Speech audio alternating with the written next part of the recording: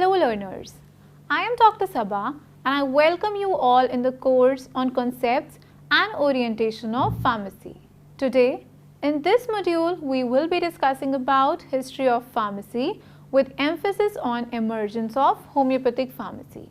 In this module, we will discuss history of pharmacy, situation of disease in early times, developments in pharmacy, medical philosophy during Dr. Hahnemann's time, modes of treatment during Dr. Hahnemann's time, history of homeopathic pharmacy, speciality of homeopathic pharmacy, branches of homeopathic pharmacy, and finally comes classification of pharmacy.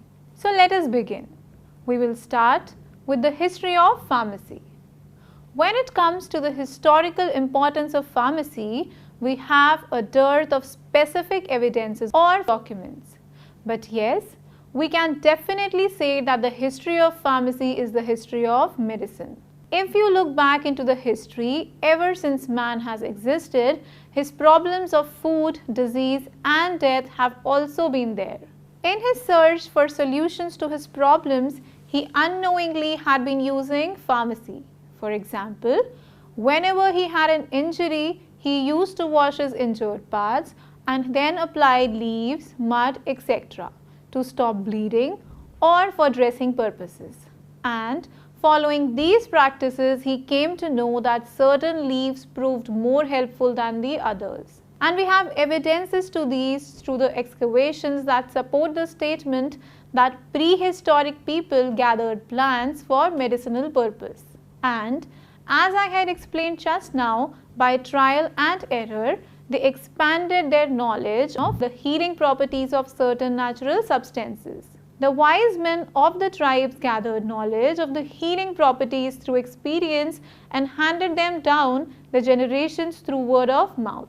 If we go through the earliest writings, they were of Egyptians. So, let us quickly go through Egyptian medicine. Ebers, an Egyptian papyri, is a list of remedies with appropriate spells or of incantations. Among many findings of the period was a medicine chest box that belonged to an Egyptian queen. This box contained vases, spoon, dried drugs and fruits. This happens to be an important finding which has helped interpret their medical thoughts. It was based on magical and religious beliefs that considered entry of evil spirits into the body of the patient as the cause of disease. Now let us talk a little about the medicinal system in India. The earliest concepts of medicine in India are seen in the sacred writings of Vedas, especially Atharva Veda, which according to some authorities dates back to the 2nd millennium BC. The period of Vedic medicine lasted until about 800 BC.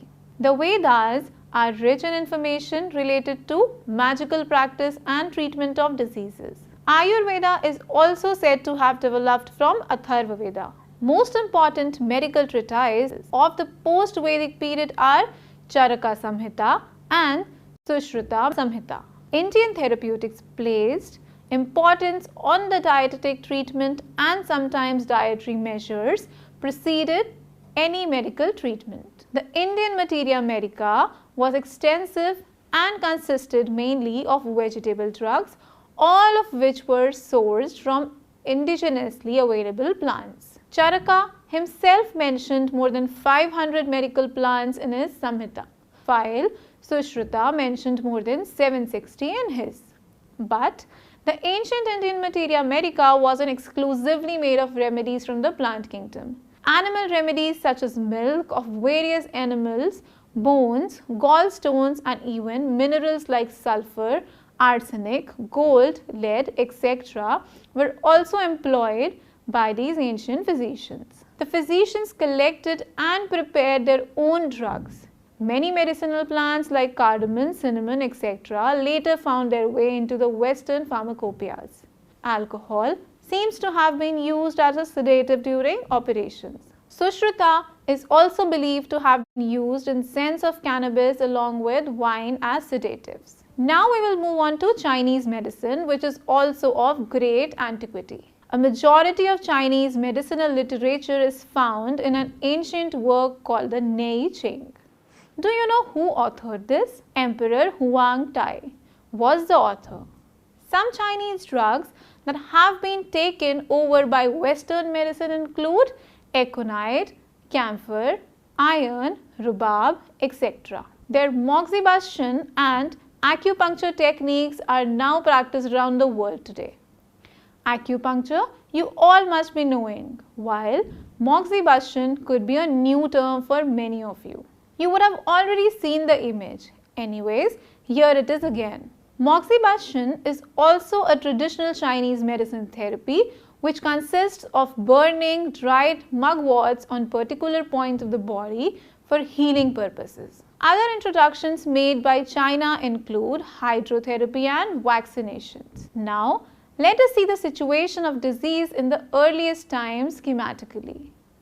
If we peep into the past, we can see that in the earliest times, disease was considered as a punishment by the god or mostly as the possession by evil spirits. This is a common theme seen almost in every ancient civilization. The solution, according to this half-baked knowledge of disease, thus lied in magic, which was used by the priests, who then became in charge of both religion and medicine. This is why during the medieval and modern times we see churches and clergymen doubling up as missionaries. Later on, when organized settlements arose in the great fertile valleys of Nile, Tigris, Yellow and Indus River, various changes occurred that gave birth to it, if not perfect, a concept of disease and healing. Slowly, these thoughts and beliefs of gods, punishment and wrath, etc. started being replaced by more rational beliefs. This is because humans started learning how to control aspects of nature through farming and shelter. We will discuss these changes in a proper manner by discussing each era one by one. First is the era of Hippocrates and Galen. Here, in this era, you will see that there has been some mixed concept which combines and relates medicinal drugs to magic spells. Hippocrates has been credited with refining the rational tradition within Greek medicine. Building on the foundations laid by previous philosophers, Hippocrates constructed a rational explanation of illness. His aim was to move away from the divine notions of both disease and medicine that was prevalent at the time. He conceived a conceptual link between the environment and humanity by connecting the four elements, earth, air, fire and water, to the four governing humors of the body, black bile, yellow bile, blood and phlegm.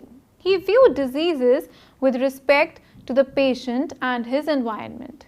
He studied the patient and not the disease. He found the logical method of clinical observation. In one of his works, he talks about the application of similia similibus. This shouldn't be a major surprise for us homeopaths, as we know Hippocrates was the first to talk about the similia principle for cure. In his book De Morbis Popularis, he mentions about dolor dolorum solicit, meaning one pain to cure another. If you read thoroughly, you will see that most of the Greek medicines were prepared from plants, and the first great study of plants in the West was accomplished by Theophrastus, who was a disciple of Aristotle. Another great physician to be studied here is Galen, who was a Greek physician practicing in Rome. He laid great stress on the study of anatomy and physiology. Extreme punishment was meted out to anyone who dared to question his knowledge. Setting aside the conservative drug use of the orthodox Hippocrates, Galen devised an elaborate system which attempted to balance the humors of an ill individual by using drugs of a contrary nature. Ring any bells? Yes, it is antipathy, and you might remember learning that Galen is considered the founder of the system of antipathy. Let us take an example here to understand. If a patient with an external affection came to Galen, or his disciples, their method of treatment would have been to bleed the patient to remove the apparent excess of blood, which according to them caused the inflammation. Galen also advocated the use of polypharmaceutical preparations, and that is the reason he is also called the father of polypharmacy. Galen had an iatryon where he received the patients and dispensed the remedies. He also had an apotheca or store for storing remedies along with a preparation room. Medicine in classic antiquity reached its pinnacle with Galen, and the writers who followed tended to be compilers and commentators on his work and not original thinkers, at least for a very long time. Though the restrictions placed on criticizing Galen did act as a deterrent, the fall of Rome in the early Middle Ages was a major cause for the stagnation in the field of medicine for a long time. After this period, there was a great change seen in the field of medicine. The first half of the Middle Age is called the Dark Ages by historians. This is because of the political and social chaos that existed at the time apart from the stagnation in the scientific and thus the medical sphere. The Renaissance can be considered the beginning of the modern period. In 1450, Gutenberg began his printing press, which started an information revolution. 3 years later, in 1453, Constantinople fell to the conquering Turks. Within less than half a century from the time came Christopher Columbus' discovery of the New World in 1492. Soon after that, in 1498, Vasco da Gama found a sea route to India. Now, you might be wondering what relation does any of it have with our topic today. This is because this was the time for new ideas through reinterpretation of the old classical themes and new explorations. And these explorations led to kind of cultural interaction that led to cultural borrowing. So, diseases and medicines once considered indigenous to far-off lands suddenly became global. New drugs arrived from far-off lands which were unknown to the ancients. For the study of pharmacy, the printing press was a boon as the study of plant drugs became easier because illustrations of the plant drugs could be reproduced easily. Among the most gifted of the investigators of the time was Valerius Cordus, whose method became the official standard for the preparation of medicines in the city of Nuremberg. His pharmacopoeia is considered the first one of the north of the Alps. Next important personality we have to discuss is Paracelsus. Born as Philippus Aureolus Theophrastus Bombastus von Hohenheim, he was a Swiss physician and also the most important advocate of chemically prepared drugs from crude plants and mineral substances. He also subscribed to and had total faith in the doctrine of signature, with a belief that God had placed a sign on healing substances indicating their use against disease. He wrote, "Nature marks each growth according to its curative benefit. For example, liverwort resembles a liver, thus it must be good for liver ailments." All these examples you can refer to in the module of Doctrine of Signature. His excellence in the field of chemicals and thus his call for usage of chemicals and medicines did play a major role in the growth of modern pharmaceutical sciences. His followers were empowered to isolate the healing power of the drugs, and this was through chemical processes, especially distillation. Paracelsus also adopted the mercury sulfur salt model to explain the nature of medicine. According to this theory, the combustible element sulfur, mercury, a changeable fluid, and the solid permanent element like salt contained all the poisons causing diseases. And each disease had 3 different cures according to which of these poisons caused the disease. Next, let us see the developments in pharmacy. This started around same time Vasco da Gama discovered India, and many others were in search of new lands. All of them were returning with commercially significant items including new drugs. Tobacco, cascara, ipecac and cinchona bark were amongst scores of new plant drugs from the New World. Amongst these new drug sources, cinchona bark created a revolution, or rather a crisis within scholastic medicine. No, I am not talking about Hahnemann's experiment. So, how did cinchona bark create a crisis? Though it was only in 1820 that quinine was extracted from the cinchona bark was used to treat malaria much before that. But Galen's elaborate system of balancing humors by using drugs of opposite qualities could not explain how cinchona bark was efficient against malaria. The bark cured malarial fevers exclusively, while having very little effect on other fevers. Here was another contradiction, as Galen believed in a specific remedy for the disease. The legal and scientific foundations of pharmacy were also established at around this time. And not just this, various organizations that represented pharmacy were also established during this time. This led to standardization of medicines through publication of books which we call pharmacopoeias. Most of the drugs before 1900 were derived from the plant kingdom.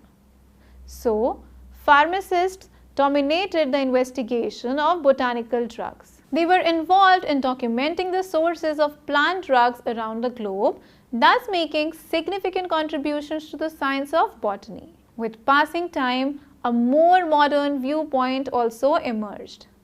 This view promoted isolation of pure crystalline chemicals that could be measured accurately and identified chemically. But given the time searching, separating and characterizing these sources of chemicals contained in the simplest plant drug was a challenge as great as any exploration. These attempts, though commendable, led to the practice of medicine being swayed to and fro in sync with the rise and fall of chemical and physical schools of physicians. These physicians were busy in loose reasoning and loose experiments. This is something even Hahnemann also commented about in his Organon. The second half of the 17th century saw the advent of Thomas Sydenham in the field of medicine. He was the author of Observationes Medicae, which became a standard textbook of medicine for 2 centuries, so that he became known as the English Hippocrates. He tried to have the physician consider the whole living man while trying to cure the sick. This is obviously an approach different from the one prevalent at the time. But he also believed in the necessity of discovering specifics for the disease conditions, as he foresaw that the art of healing would attain its full maturity only when specifics for all the prevalent disease condition would be discovered. But the problems that existed earlier showed their ugly heads again.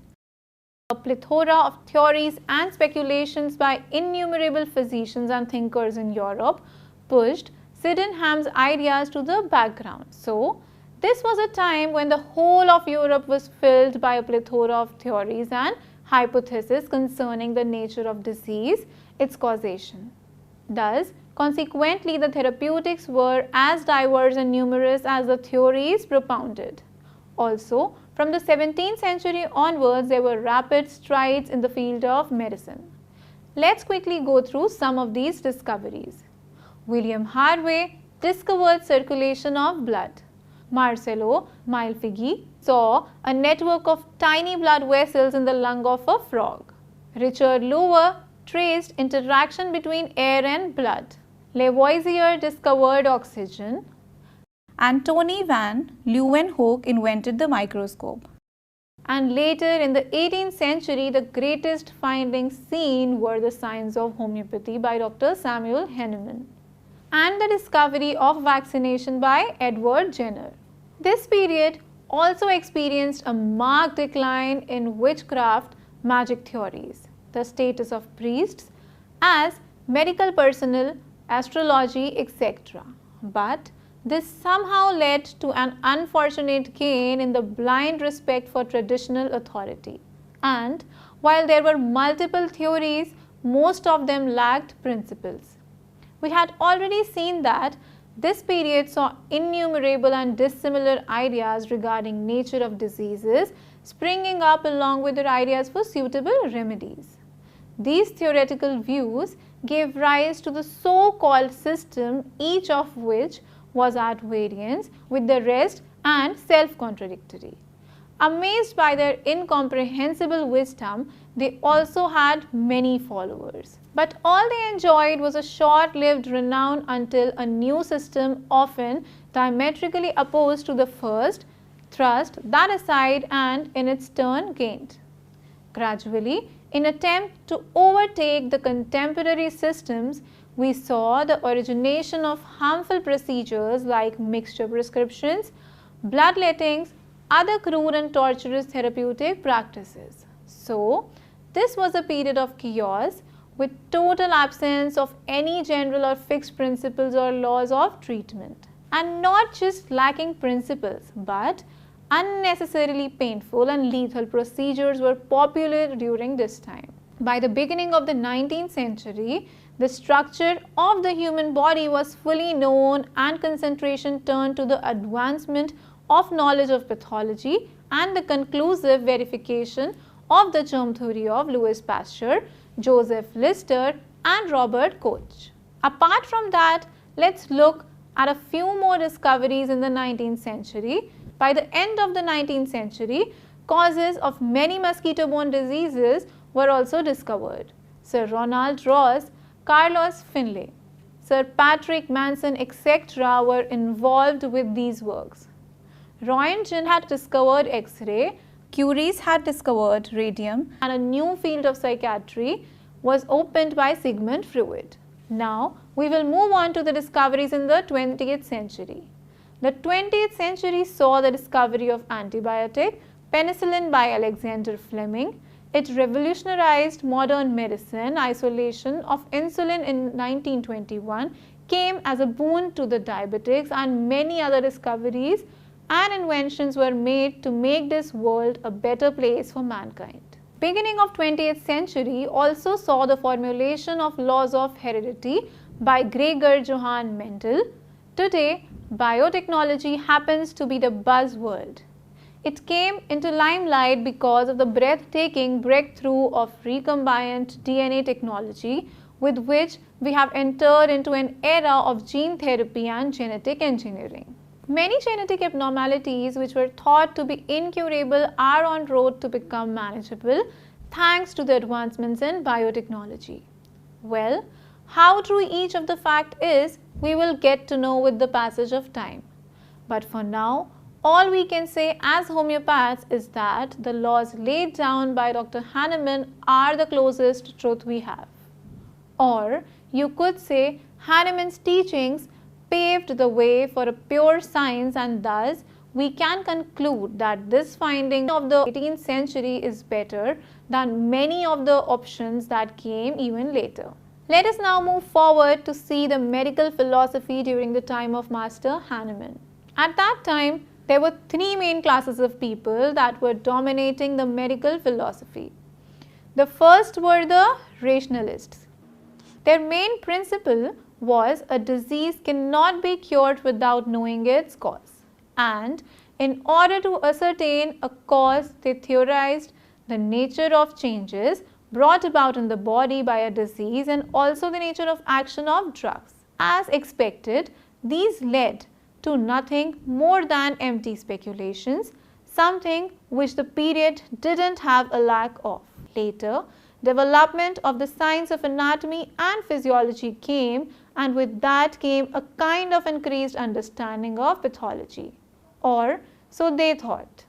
So, the focus of the cause of disease was shifted to structures and functions of human body rather than the external world. Second come empiricists. Their principle lied in considering data obtained from the reports, and they do not allow reason or cause to undermine their data. They went on multiplying experiences at random without following a method or a systematic plan of investigation. Their attempts led to a statistical method of evaluating disease and its treatment. The third category were known as methodists. They observed some general symptoms of the disease, and according to them, the observation of these symptoms alone constituted the art of medicine. They started classifying disease using a certain method, and based on this classification built up textbooks of medicine. This method of treatment included ascertaining the underlying physiological changes in disease conditions properly and then arresting the disease process by administering drugs which could antidote symptoms of the disease in their pharmacological action. Next, let us see the modes of treatment during Hahnemann's time. The various methods of treatment followed then were on the basis of the name of the disease, of the symptoms, and of the cause. Let us see each of them one by one. First is the treatment of the name of disease. The name says it all, right? Here only the name of a supposed disease or pathological condition is enough to determine and come to a conclusion as to what remedy is to be given. And not just this, when they saw many failures, they further drew a conclusion that if in a case suppose medicine A is not working, then medicine B is the remedy that should be given in the disease, and same would be carried on with C, D, E and so on until one of them hits the disease and treats it. You can also draw the conclusion of this system, and this is the one from which the compounded prescriptions of giving 3, 4, 5 or 6 medicines all together came up, and is purely based on trial and error. Next is the treatment of the symptom. This method of treatment involved treating according to the general indications of the disease condition. So, treatment was done by means of the so-called general remedies.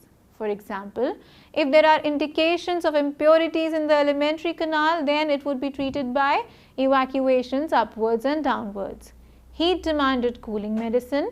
Spasms were to be treated with antispasmodics, and constipation required purgatives, etc. Such general remedies would promote perspiration in case of fever or a flow of urine or soothe pain. As for this system, you could say while it performs something striking, it doesn't restore the overall health. The third is the treatment of the cause. At that time, the diseases were practically divided into two classes, namely the diseases having a visible, simply material cause and the diseases having an immaterial dynamic cause. The first class, that is, the diseases having an obvious simple material cause such as an external object stuck in the nose, etc., were much less numerous than the diseases of the second class. The indication of treatment here was obvious and consisted in the removal of the material cause, whether it be mechanical, chemical or a mixture of both. The second class of diseases were a different story though. They could be of an acute, subacute or chronic character. Apart from these, we also have numerous ailments including indispositions and other abnormal states having an immaterial dynamic cause.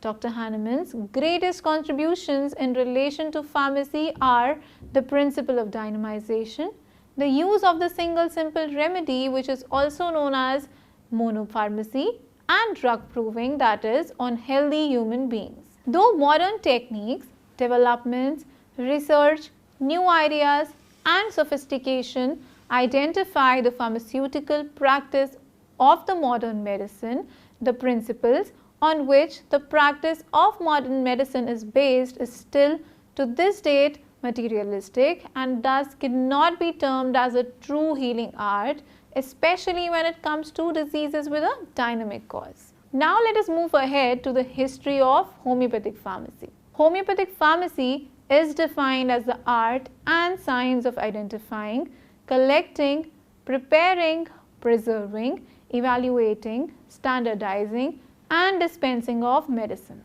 It also embraces the legal and professional aspects and regulation of proper distribution of medicines. The homeopathic pharmacy took birth on the day of discovery of homeopathy, and its excellence lies in exploring the latent curative power of a substance, even from a substance that is pharmacologically inert, and then retaining its therapeutic potentiality when no molecules of the original substance are left in the preparation.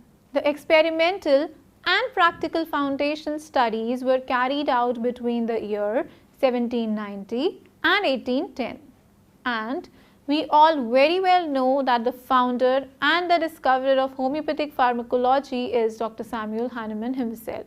In 1805, he announced his new method of pharmacological process in a treatise, Fragmenta de Viribus Medicamentorum. Later on, he published his book Organon of Medicine. Over a century, in total 6 editions of Organon came into existence, 5 during his lifetime and 1 after his death. Also, if you read the literature carefully, you will see that with each edition of Organon of Medicine, there was an evolution of homeopathic pharmacy. The basic principles of homeopathic pharmacology are incorporated in the practical portion of different aphorisms of the Organon of Medicine and in the writings of the chronic disease. When it comes to homeopathic pharmacology, Dr. Constantine Herring's name needs a special mention. He was the one who discovered a new method of potentization called decimal scale. So, what was the first original scale for dilution? Yes, it was the centesimal scale. Later, in the 6th edition of Organon of Medicine, a new scale was introduced, which was the 50 millisimal scale, which was given by Dr. Hahnemann. In the treatise of Materia Medica Pura and the chronic diseases, different advices and directions for homeopathic pharmacology were given. In 1825, Dr. C. Kasperi of Leipzig established a homeopathic dispensary with a manual. This manual was published by different associations later and came to be known as pharmacopoeias. In fact, this was the first homeopathic pharmacopoeia in the world, which was published in 1825 by Kasperi himself. It is called German Homeopathic Pharmacopoeia. Anyways, before Kasperi's dispensary, homeopaths used to prepare their own medicines.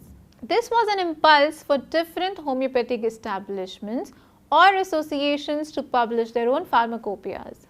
A few of them are the British Homeopathic Pharmacopoeia. It was published in 1870 by the British Homeopathic Society. Then is the Homeopathic Pharmacopoeia of United States of America. The first edition of this pharmacopoeia was published by the American Institute in 1897. Later on, in 1938, this pharmacopoeia became the official pharmacopoeia. Then is the Homeopathic Pharmacopoeia of India. Well, yes, this is our official pharmacopoeia. You might already know about the Homeopathic Inquiry Commission report of 1948. With the coming of this report, Government of India accepted homeopathy. First 4 volumes of Homeopathic Pharmacopoeia of India was published with the help of Homeopathic Pharmacopoeia Committee, which was appointed in September 1962. Anyways, the actual HPI was published for the first time in 1971. Prior to the official HPI, M. Bhattacharya Company had already compiled a homeopathic pharmacopoeia, which was very helpful. You will be learning more about the different pharmacopoeias in a different module. I hope things we have discussed up till now are very clear to you. Next, we will see as to what is the speciality of the homeopathic pharmacy. The beauty of homeopathic pharmacy to be more specific. I hope by now you all know that homeopathy and thus its constituent homeopathic pharmacy are unique and special. The reason behind this is its philosophical background and scientific application. And that is the reason we call it an art and a science. And We do so as it has various unique features, be it the mode of preparation of the drugs, their administration, and the modus operandi, that is the mechanism of action of homeopathic remedies. Even drug proving on healthy human beings is something unique to homeopathy. Let us see and discuss a few such unique features. First is the theory of dynamization. First, what is homeopathic dynamization?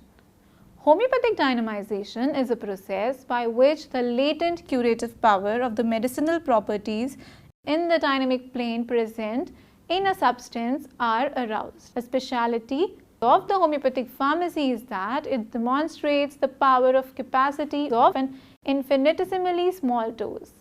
Another thing that I would like to add here is that earlier also the drug substance had been used for curing a disease condition, but arousing of the inherent properties of this drug by mixing them in a vehicle was first done in homeopathy.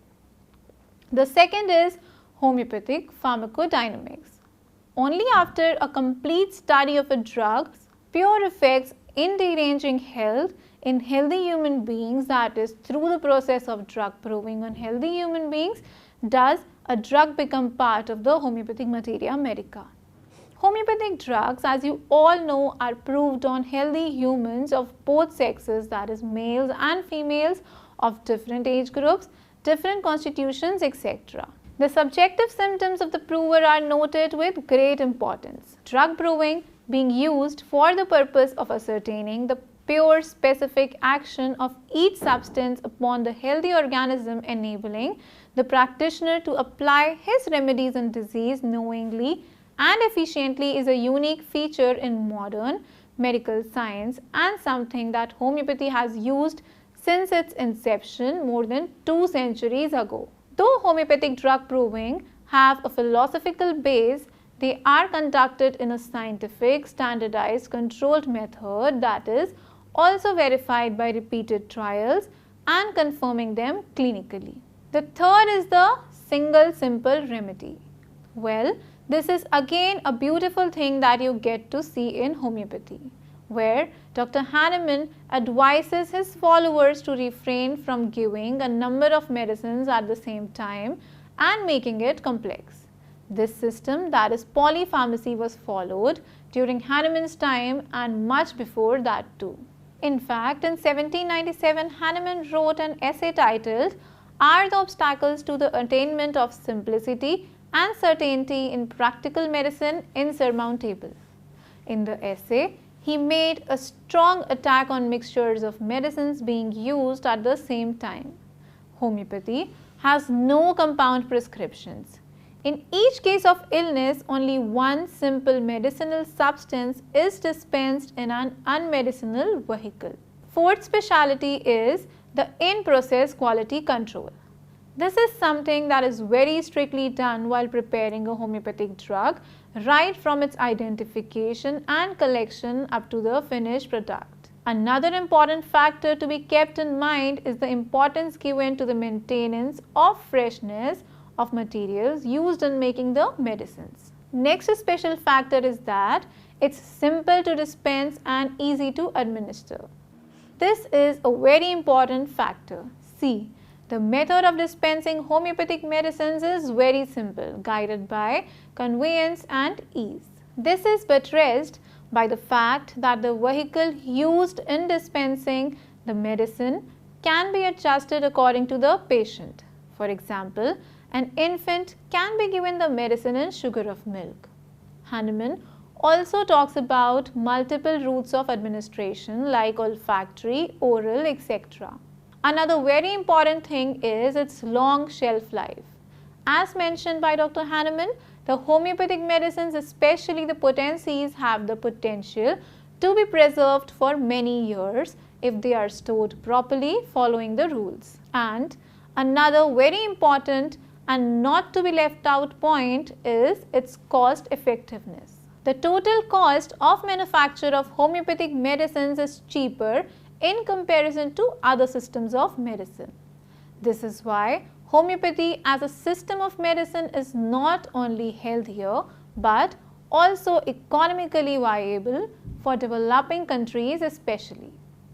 Not just this low cost ensures that it's easily available to all, especially to the population of the lower socioeconomic strata. Since we are discussing about the homeopathic pharmacy here, so we need to know what are the branches of homeopathic pharmacy. Mainly, there are two branches of homeopathic pharmacy, which are pharmacy proper and Galenical pharmacy. First, let us see what pharmacy proper is. Well, this is further divided into two subgroups, in which the first is the official pharmacy and the other one is extemporaneous pharmacy. So, first let us see the official pharmacy. This deals with the preparation of drugs according to the processes mentioned in the official pharmacopoeia. So, we can say that this part is concerned with the pharmacopoeia, but there are some important drugs which are not included in any official pharmacopoeia but are prepared according to the conventional methods. For example, Alstonia constricta, Liatris spicata, Micromeria yohimbinum, etc. These practices are applicable in a pharmaceutical laboratory. Next, let us see what extemporaneous pharmacy is. While official pharmacy takes care of the preparation of the medicine, extemporaneous pharmacy takes care of the next step, that is, it is concerned with the prescription and dispensing. Thus, this pharmacy consists of preparation and distribution of medicines according to the prescription of a physician. So, the procedures under this part are those practiced in the dispensary. After the two subparts of the pharmacy proper are covered, we will next peep into the second major type of pharmacy, which is the Galenical pharmacy. This is the type of pharmacy which follows the methods and theories propounded by Galen, about whom we have already discussed in this module. This branch mainly deals with the preparation of crude drugs only, as Galen's concepts in general are not acceptable to true homeopaths. Next, we'll move on to the classification of pharmacy. It has two major divisions. First is theoretical pharmacy, which consists of physical and biological assessments, including professional courses needed to train a pharmacist. Thus, they are mainly of a theoretical nature. And the next is practical or operative pharmacy, which consists of a few aspects, including various aspects of manufacturing, retailing, professional pharmacy, including in settings like hospital, and finally practical portion of the physical and biological assessment that we see in theoretical pharmacy. With this, we complete our discussion. I hope you are clear with the concepts of history as to how pharmacy emerged, how was the treatment at that time, how Hahnemann has explained the treatment that was being followed during his time while he was an allopath, and also how pharmacy evolved through different stages throughout the history of mankind. Towards the end of this module, we also looked into a few factors that make homeopathic pharmacy special or unique. This is also a very important topic. Finally, we discussed the different branches of homeopathic pharmacy and the classification of pharmacy in general. So keep these in your mind and study well. Thank you. Keep learning.